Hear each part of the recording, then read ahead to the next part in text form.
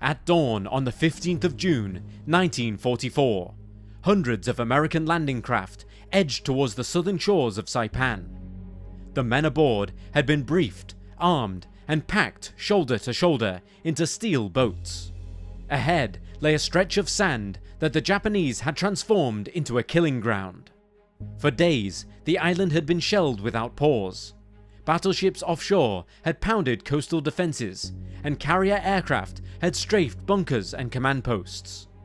From above, Saipan may have looked like it was already subdued, but those who would soon set foot on the island knew better.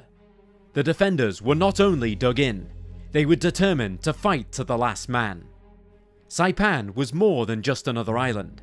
Its capture would place American bombers within direct range of the Japanese home islands for the first time in the war.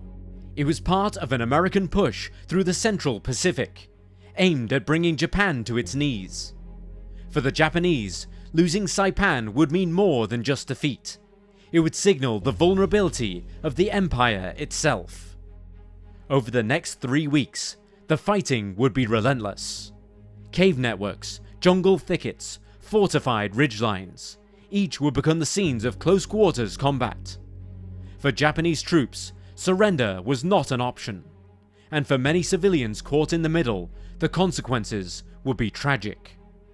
It was a battle that would claim tens of thousands of lives, bring down a government in Tokyo, and in its final hours would see one of the largest suicide charges of the war, a last act of defiance from an enemy pushed to the brink. In this episode, we will explore how the Battle of Saipan unfolded, from the planning and landings to the desperate final defense. Welcome to Wars of the World.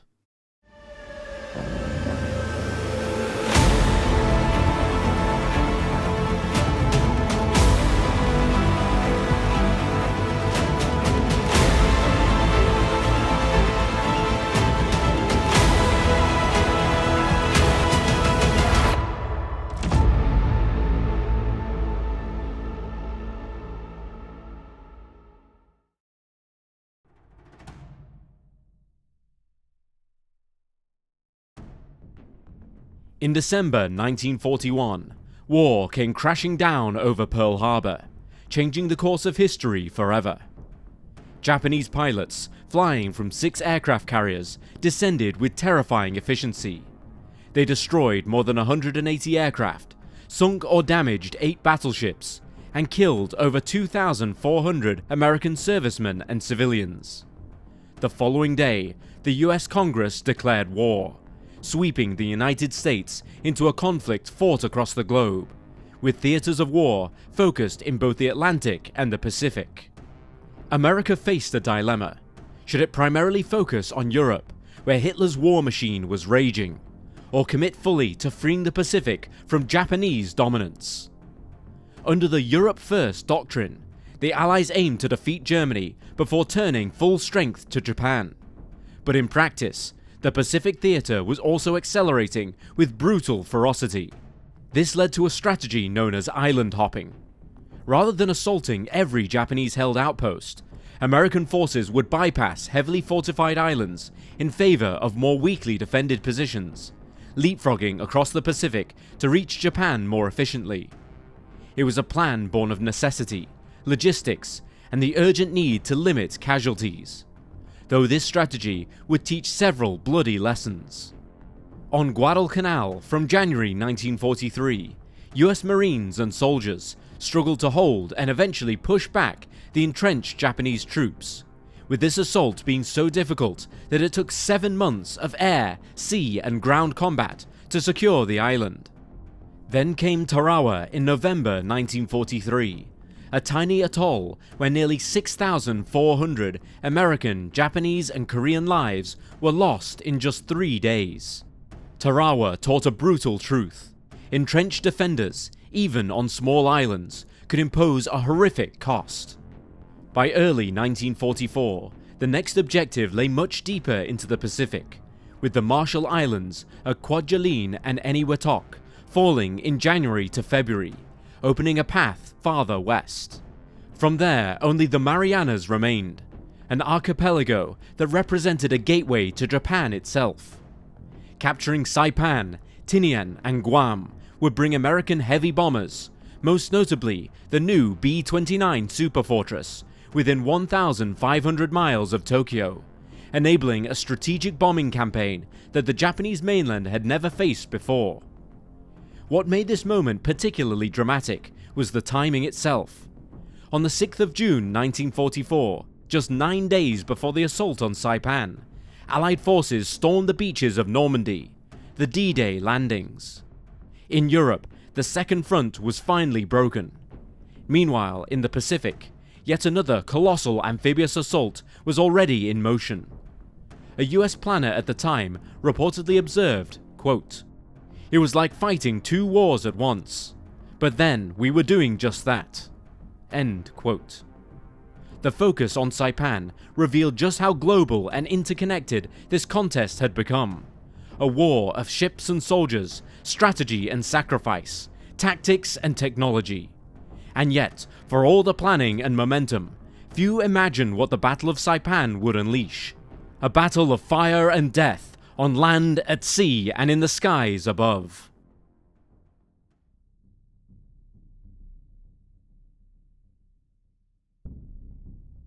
By early 1944, the Allies had set their sights firmly on the Mariana Islands, and none more crucial than Saipan. The plan, codenamed Operation Forager, was simple in ambition, yet monumental in scope. Seize Saipan, Tinian, and Guam, build airfields for the new B-29 Superfortresses, giving the US range of Tokyo, Nagasaki, and Hiroshima, and to strike at the heart of Japan. Fleet Admiral Chester Nimitz issued final orders in March, and days later, Admiral Raymond Spruance, commander of the 5th Fleet, began assembling the greatest armada that the Pacific had ever seen. Spruance marshaled nearly 600 warships. From mighty battleships to nimble destroyers, he was accompanied by 15 fleet carriers and hundreds of escort vessels. The skies were dominated by Task Force 58, with F-6F Hellcats and SB-2C Helldivers preparing for close air support. On the decks below them, Lieutenant General Holland Howlin' Mad Smith commanded the V Amphibious Corps, marshalling more than 127,000 Marines and soldiers. The 2nd and 4th Marine Divisions, supported by the Army's 27th Infantry Division in reserve. The scale of equipment was unprecedented. 150 tanks, most of them Shermans, some equipped with flamethrowers, hundreds of landing craft, and months of rations, ammunition, and fuel, all of it stockpiled and rehearsed for precise timing. Holland Smith had long championed the practice of rigorous amphibious training and planning, and this was his moment. He famously had insisted on perfect coordination between sea, land, and air forces. Opposing them was a resolute, if outnumbered, Japanese garrison, under Lieutenant General Yoshitsugu Saito, supported by Vice Admiral Chuichi Nagumo. Roughly 31,600 troops, including 6,000 Navy personnel, were manning the island's defences.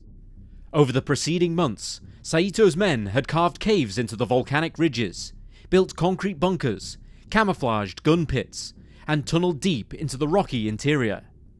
Their aim was clear: draw the Americans inland, force them into cave-to-cave combat, and to bleed them dry. In the days before the landings commenced, naval and air planners debated how much firepower to launch at the island. 2-day bombardment schedules were set. Battleships would fire at extreme range, carriers would deliver airstrikes, and destroyers would probe their defences. But while an immense quantity of bombs and artillery rained down on the island, questions arose about its effectiveness. As historian Robert A. Rosenthal noted, quote, 12,000 tons of naval ordnance was fired, but did little to soften up Japanese pillboxes by the time the Marines landed. End quote. The caves and bunkers, hidden beneath the canopy and rock, were designed to withstand just this kind of pounding. However, the bombardment would also serve another purpose: to sow chaos and destroy communications. As pre-invasion days passed, the Armada flexed its muscles. Carriers launched wave after wave of Hellcats, while cruisers and destroyers rehearsed fire missions. In the meantime, the Japanese command hardened its resolve. News from Tokyo urged unity and sacrifice. Admiral Nagumo had steeled his men with phrases echoing Admiral Togo's defiance at Tsushima. Quote, "The fate of the Empire rests upon this single battle." End quote. Saito issued orders to his officers: allow no American beachhead to grow. All civilians were to be prepared to resist, or worse, to follow them in death. For the Americans, no detail was overlooked. Landing charts were studied aboard ship, replica beaches practiced on, tide tables calculated. Every factor weighed to a precision designed to reduce confusion on the morning of June 15th. Spruance offered a final note on intent. Plans were detailed, but the man on the spot must act on his own initiative if the conditions changed. For both sides, the atmosphere was tense, as the scene was set for the battle on Saipan to unfold. Decisions made on a hillside, in a cave, or at sea would determine who held the island and whether it would serve as a launch pad for America's bombers, or would become just another bloody battlefield in the Pacific.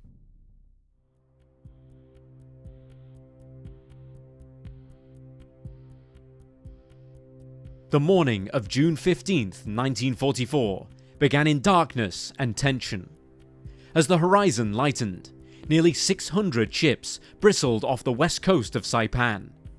Admiral Richmond Kelly Turner, known as Terrible Turner for his strict discipline and unwavering focus, was the overall commander of the amphibious forces during the Marianas operation, having previously orchestrated landings at Guadalcanal and Tarawa. It was under his command that the Saipan assault was launched, with the order, "Land the landing force." At 0840, hundreds of tracked landing vehicles, known as LVTs, and Higgins boats surged forward, cutting through coral reefs in a display both brutal and awe-inspiring. On board the landing craft, 8,000 Marines from 2nd and 4th Divisions, backed by the 27th Infantry Division, braced for impact. Shells streaked overhead as naval gunfire and carrier aircraft prepared a deadly welcome. Moments later, Japanese artillery and machine guns erupted from concealed clifftop bunkers and pillboxes. Daly, a Marine from the 25th Regiment, recalled stepping off his LVT into a nightmare of coral and blood. Quote, "Bodies lying in mangled and grotesque positions, the acrid smell of high explosives." End quote. By mid-morning, around 20,000 American troops had reached the beaches, pushing inland beyond the coral rim under a torrent of enemy fire, with sniper bullets and mortar bursts striking around them. Captain Sutphin was one of the naval officers responsible for coordinating landing craft and logistical supply during the assault. He defied death by running back and forth to the beaches to land troops, ammunition, water, food, and medical supplies. He steered his Higgins boat through the chaos, navigating razor-sharp reefs and dodging sniper fire, all while on bended knee, using the boat's steel plating as cover. At the same time, American engineers struggled to maintain the flow of men and materiel, improvising flags to guide boats through hidden channels at the reef's edge. Across the western shoreline, dubbed Yellow Beach, Green Beach, and Red Beach, the landings were a patchwork of heroism and horror. On Yellow Beach, LVTA flamethrower tanks spearheaded the assault, drawing enemy fire so that infantry could follow in relative safety. American snipers from atop coral ridges targeted the swampy tree lines beyond the beaches, getting an ominous preview of what lay ahead. By 0900, the beachhead was held, but not without cost. Nearly 2,000 US casualties had been sustained, but the gains were undeniable. Tanks and artillery crews fought through the reef passages to establish the perimeter needed for further advances.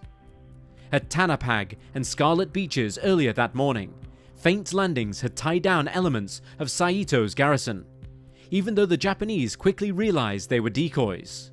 This diversion paid dividends, allowing American forces to consolidate their foothold, with fewer direct clashes during those critical first hours.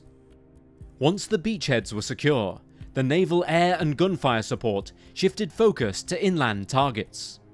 Carrier-based Hellcats and Helldivers strafed known bunkers, while battleships opened fire on the ridgelines overlooking the beaches, especially Hill 500 at the base of Mount Topachau. But Japanese defenders were masters of camouflage. Many pillboxes remained intact, killing or wounding troops hours after the bombardment had ceased. As day turned into evening, landing craft continued the grim round trip under the cover of darkness. Captain Sutphin labelled the night cycle routine as hellish. Sound sleep was unknown as Higgins boats defended themselves, being wary of suicide boats and Japanese swimmers. Despite the fatigue and fear, 20,000 US troops remained ashore by nightfall. In the command post, Holland Smith gathered reports. Beachhead secure, but resistance heavier than expected. Intelligence indicated that Saito had shifted his defenders inland, refusing to contest the beaches and choosing terrain where concealment and cave systems would favour his men. By the night's end, the Allies held a tenuous but vital foothold, and as dawn approached, battalions dug in, engineers readied landing zones, and artillery units prepared to push forward. The stage was set. Over the coming days, every inch of the island would need to be fought for, and the quiet triumph of the landing would give way to pitched struggle in the jungle and the caves hidden within.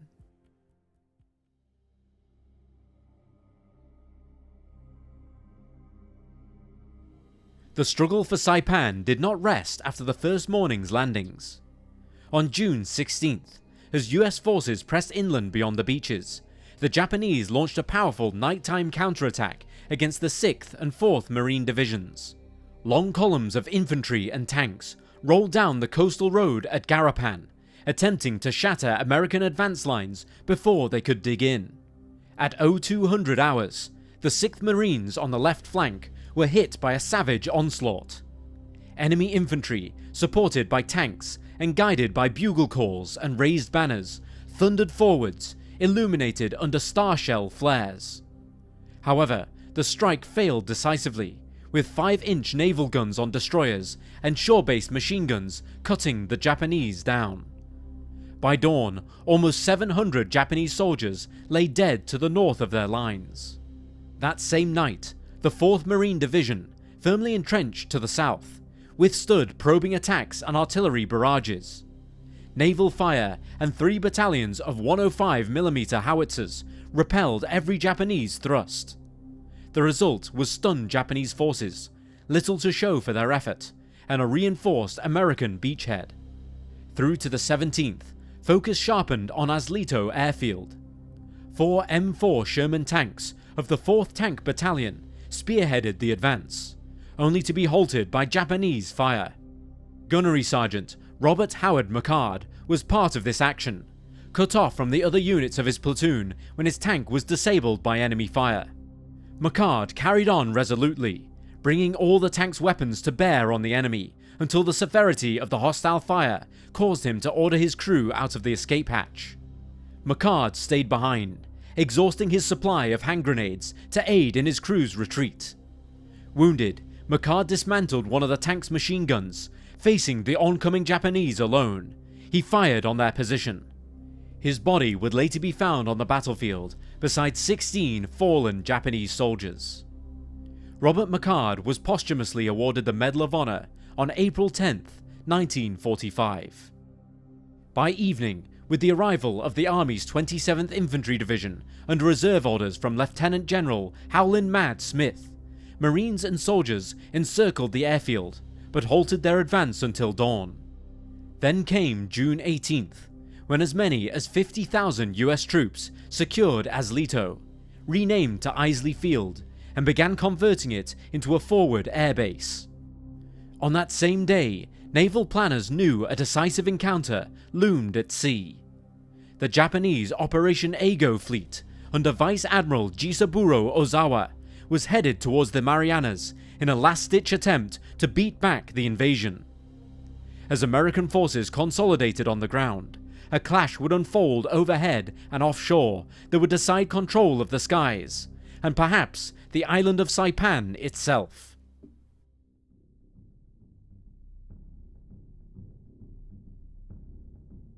As the battle on Saipan raged, another confrontation was brewing offshore. The Imperial Japanese Navy was preparing a decisive strike, which would lead to the largest carrier-to-carrier battle in history. At sea, Vice Admiral Jizaburo Ozawa marshaled Japan's remaining carrier fleet, including the ships Taiho, Shokaku, and Hio, backed by cruiser and destroyer screens.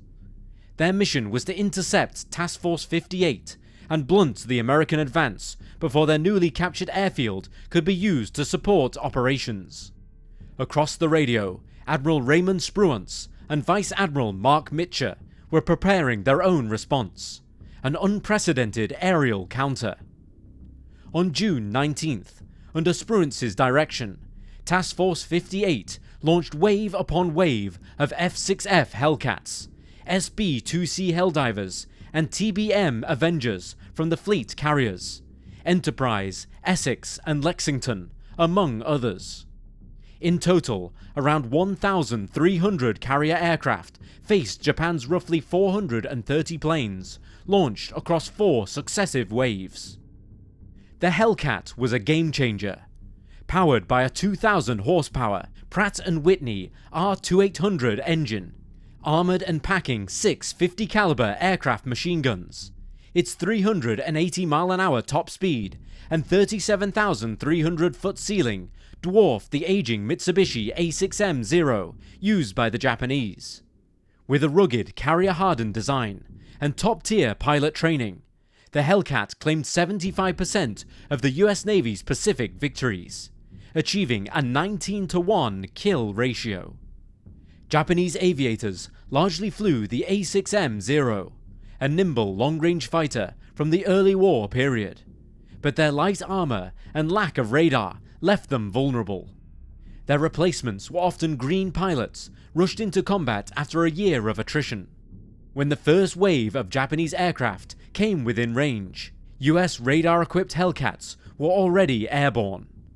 Mitcher famously recalled, quote, "It was just like a turkey shoot." End quote. By the day's end, American crews claimed approximately 380 enemy planes, while US losses numbered only 123 aircraft, with less than 24 being Hellcats lost to combat. Meanwhile, the Japanese carriers were staggering.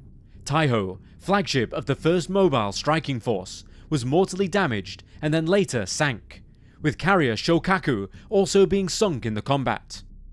Crucially, Japan's pool of experienced aviators, especially 22 of the 35 squadron commanders, had perished.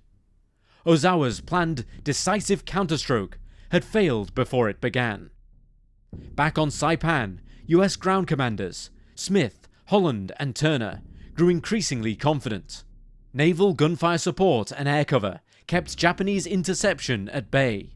American transports continued to unload thousands of men and tons of supplies, even as the Pacific skies erupted in gunfire and flame. The second day, June 20th, saw further Japanese air sorties, again repelled with minimal losses.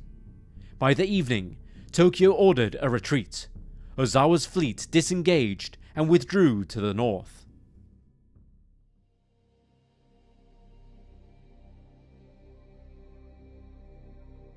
With the naval threat shattered and the beaches firmly in American hands, the focus shifted inland. What followed was a brutal slog, yard by yard, ridge by ridge, through some of the most unforgiving terrain and tenacious resistance that the Marines and Army troops had yet encountered.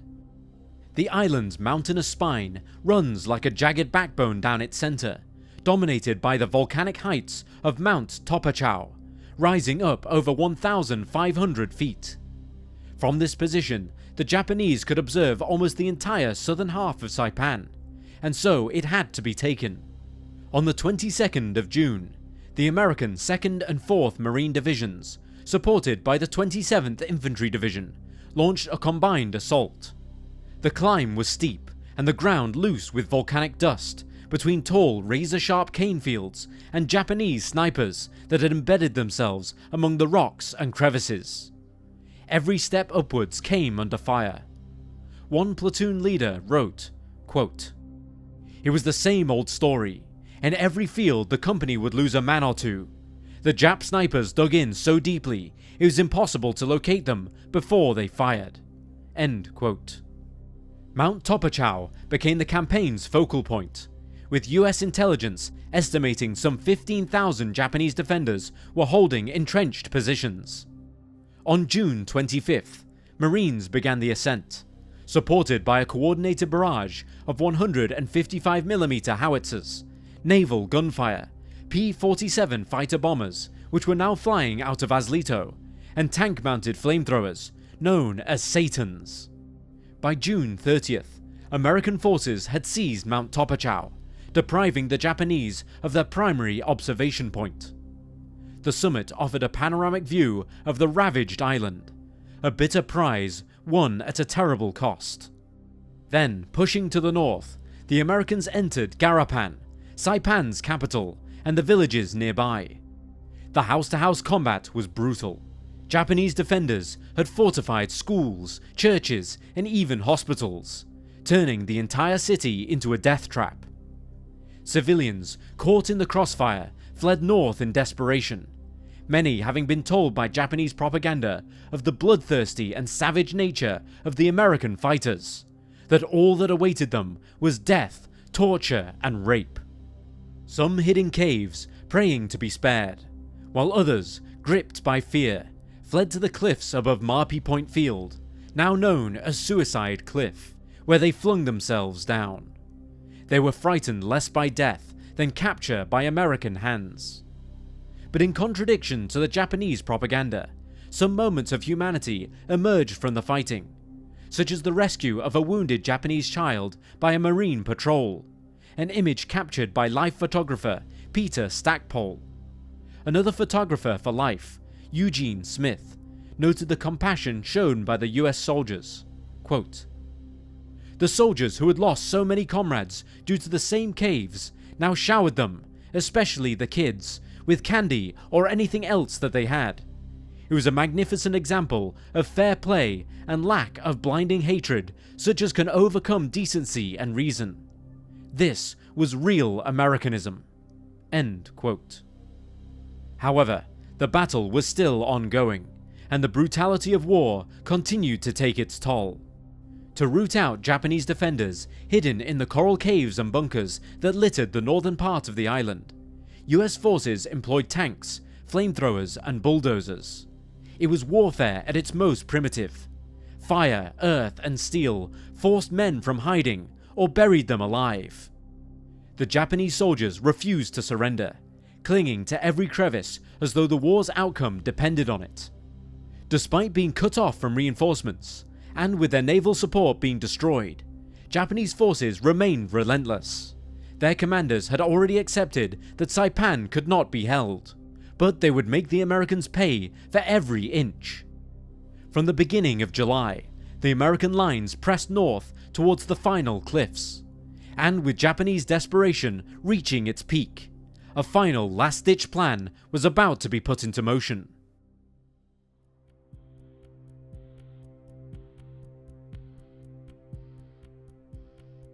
On the morning of July 7th, 1944, the Japanese forces on Saipan launched their final desperate attempt to repel the advancing American troops.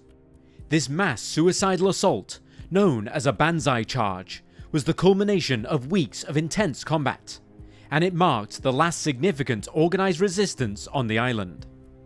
At approximately 3 AM, between 3,000 to 5,000 Japanese soldiers, including their wounded and support troops, assembled near Makunsha village before charging southwards across the Tanapag Plain towards the American positions held by the US Army's 27th Infantry Division. Armed with rifles, bayonets, swords, and improvised weapons, they overwhelmed several American positions in a frenzied assault. One rifleman recounted his vivid experience of the Banzai attacks while at Saipan. Quote, Whenever we cornered the enemy and there was no way out, we faced the dreaded Banzai attack. The 23rd Marines had a few of these during our Saipan adventure, as did all the other outfits. I dreaded these attacks, and yet welcomed them, which is quite a paradox. They generated a great deal of fear, but when it was over, that particular sector was Jap free. For hours, we could hear them preparing for their Banzai attack, as it was the end for them, and they knew it. Because it was against their heritage, their training, and their belief, they would not surrender. All that was left was a final charge, a pouring in of all their troops in one concentrated place, with their pledge to take as many of us with them as possible." End quote. While this rifleman prepared himself for the assault that he knew was coming, he could hear the enemy's yells and screams going on for hours, before finally a silence rang out, signaling the enemy's advance. Quote, "Suddenly, there is what sounded like 1,000 people screaming all at once, as a horde of madmen broke out from the darkness before us. Screams of Banzai filled the air, Japanese officers leading the devils from hell, their swords drawn and swishing in circles over their heads. Jap soldiers were following their leaders, firing their weapons at us and screaming Banzai as they charged toward us. Our weapons opened up. Our mortars and machine guns fired continually. No longer do they fire in bursts of 3 or 5. Belt after belt of ammunition goes through that gun, the gunner swinging the barrel left and right. Even though Jap bodies build up in front of us, they still charged us, running over their comrades' fallen bodies. The mortar tubes became so hot from the rapid fire, as did the machine gun barrels, that they could no longer be used. Bullets whiz around us, screams are deafening, the area reeks with death, and the smell of Japs and gunpowder permeate the air. Full of fear and hate, with the desire to kill, our enemy seems to us now to be a savage animal, a beast, a devil, not human at all, with the only thought is to kill, kill, kill. Finally, it ends." End quote. Another tale of heroism during this final Banzai charge is that of Captain Ben L. Salomon of the 27th Infantry Division. Originally a dentist, Salomon was serving as the surgeon from the 2nd Battalion when they were overwhelmed by the charging Japanese forces. His aid station was quickly filling with wounded within the first few minutes, but they wouldn't be the only ones barging into his tent. The Congressional Medal of Honor Society captures the moment when Captain Salomon put down his surgeon's tools to push back the enemy. Quote, "As the perimeter began to be overrun, it became increasingly difficult for Captain Salomon to work on the wounded. He then saw a Japanese soldier bayoneting one of the wounded soldiers lying near the tent. Firing from a squatting position, Captain Salomon quickly killed the enemy soldier. Then, as he turned his attention back to the wounded, 2 more Japanese soldiers appeared in front of the entrance of the tent. As these enemy soldiers were killed, 4 more crawled from under the tent walls. Rushing them, Captain Salomon kicked the knife out of the hand of one, shot another, and bayoneted a third. Captain Salomon butted the 4th enemy soldier in the stomach, and a wounded comrade then shot and killed the enemy soldier. Realizing the gravity of the situation, Captain Salomon ordered the wounded to make their way as best as they could back to the regimental aid station, while he attempted to hold off the enemy until they were clear. Captain Salomon then grabbed a rifle from one of the wounded and rushed out of the tent. After 4 men were killed while manning a machine gun, Captain Salomon took control of it. When his body was later found, 98 dead enemy soldiers were piled in front of his position." End quote. For his efforts, Captain Ben Salomon was posthumously awarded the Medal of Honor almost 6 decades later, on May 1st, 2002. By mid-morning, the Japanese forces had been decimated.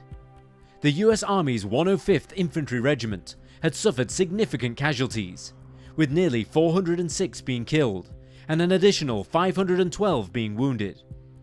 The Japanese losses, however, were even more staggering, with approximately 4,311 soldiers being killed during the assault. The remnants of the Japanese command, including General Yoshitsugu Saito, committed seppuku, a kind of ritual suicide reflecting the cultural and military ethos of fighting to the death rather than surrendering. In the aftermath of the charge, isolated pockets of Japanese soldiers continued to resist. However, these were small groups and their efforts were largely ineffective. One notable exception, however, was Captain Sakae Oba, who, along with 50 followers, continued to evade capture and fought on in the jungles of Saipan until their eventual surrender in December 1945, almost a year and a half later. By the 9th of July 1944, the island was declared secure. The American flag was raised over Saipan, symbolizing the end of major combat operations and a victory for the United States.